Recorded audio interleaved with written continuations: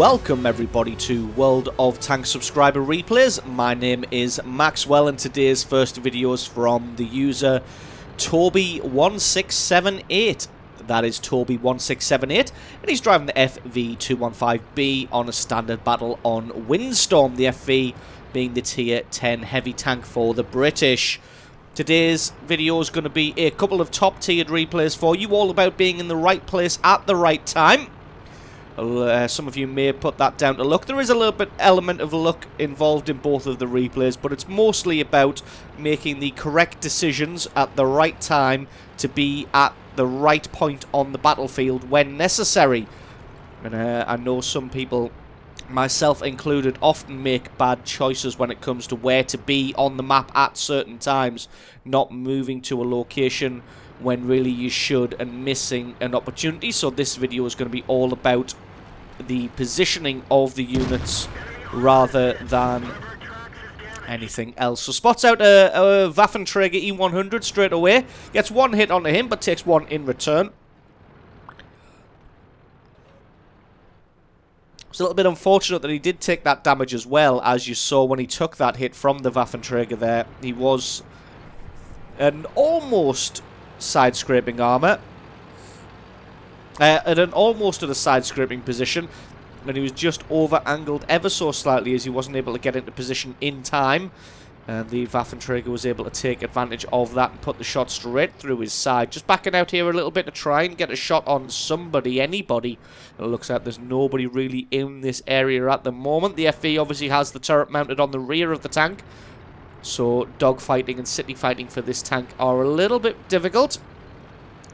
A lot of the time you're going to want to poke the rear of your tank out. I was thinking about moving over to help the Jagdpanzer E100 there, but it looks like he's got most of the road blocked off. So Toby just going to head over the bridge into the enemy half of the map here. You can see that there's a lot of tanks pushing in the north. So Toby decides that it's time to make a move in the south here. Gets a good hit onto the IS-3. IS-3 gets a very lucky hit there to take out his tracks and engine in a single hit. Obviously with these British tanks, the engine is mounted on the outside of the tank, so it gets eliminated very, very easily. In a much, much better side-scraping angle there, he's able to just turn aside the shot from the IS-3 and from that Ferdinand there. Unfortunately, ricocheted his shot on the IS-3. IS-3's armor obviously made out of Sovietanium.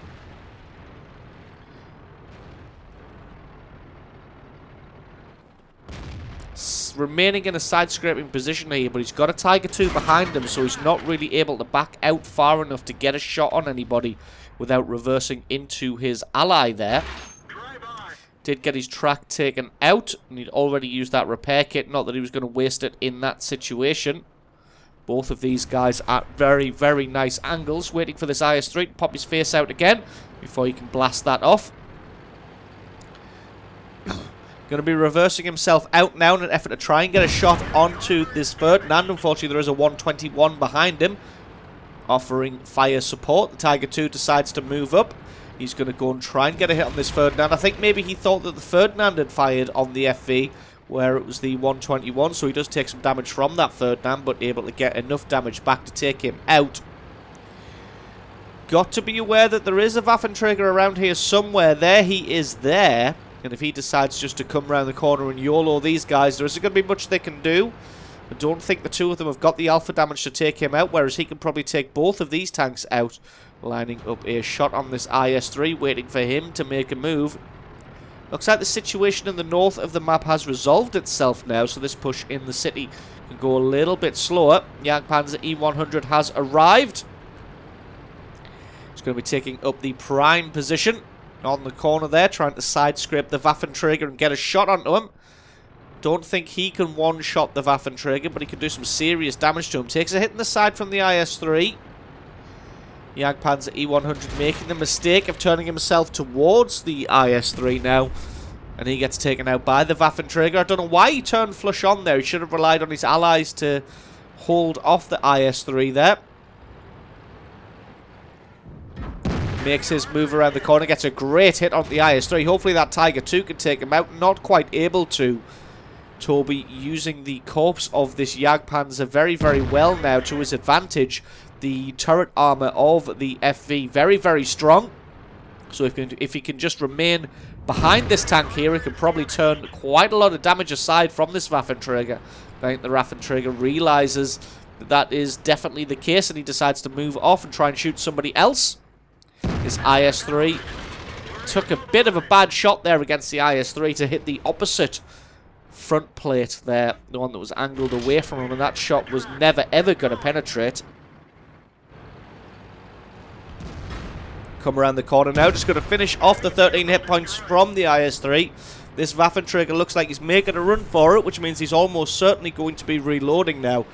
And it's going to be Toby's job to try and chase him down and take him out before he's finished reloading. Just having a little look there just in case he had 1 or 2 shells left in the chamber, but it looks like no, he's definitely making a run for it. He does have that 60-second reload. And there he is there, around the corner with the 121 there. Toby's able just to get a shot through his rear of his turret there, take him out. Picks up only his 2nd kill now, although this could be kill number 3 in quick succession. Indeed it is. So he's only picked himself up 3 kills, but he's done 3,500 points of damage so far. And helped push the city very, very well with his allies there. Most of them got themselves killed, but Toby managed to survive there. Now he's going to be moving in on the enemy base. Finds the GWE-100 there, takes him out with just 9 hit points remaining. And that is kill number 4. He's going to be squaring off against his Lerva now.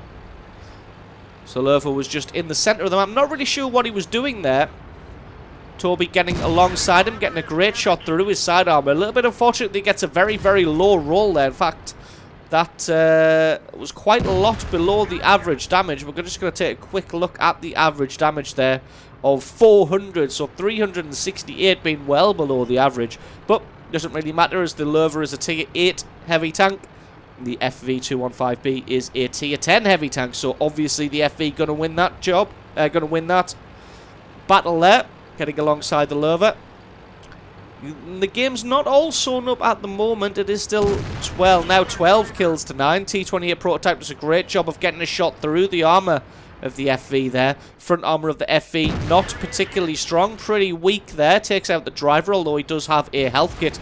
Bring him back to life. And as you can see, T28 prototype knows exactly where to shoot at the FV. So Toby's just going to have to try and hide that lower plate and try and force the T28 to fire at the turret. T28 spends just a little bit too long trying to decide where to fire, and he gets taken out, and that's a well-deserved Top Gun medal.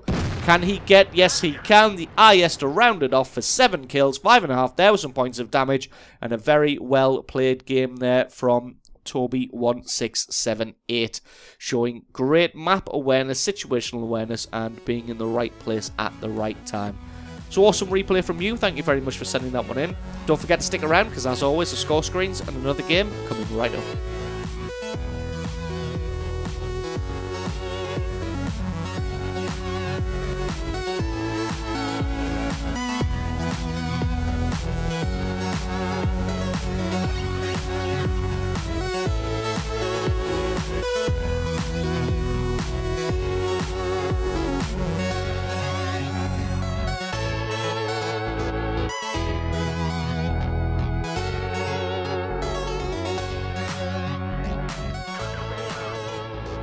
And our second replay is from the user Funnybone. That is Funnybone, and he's driving the Obj.140 on an encounter battle on the mines.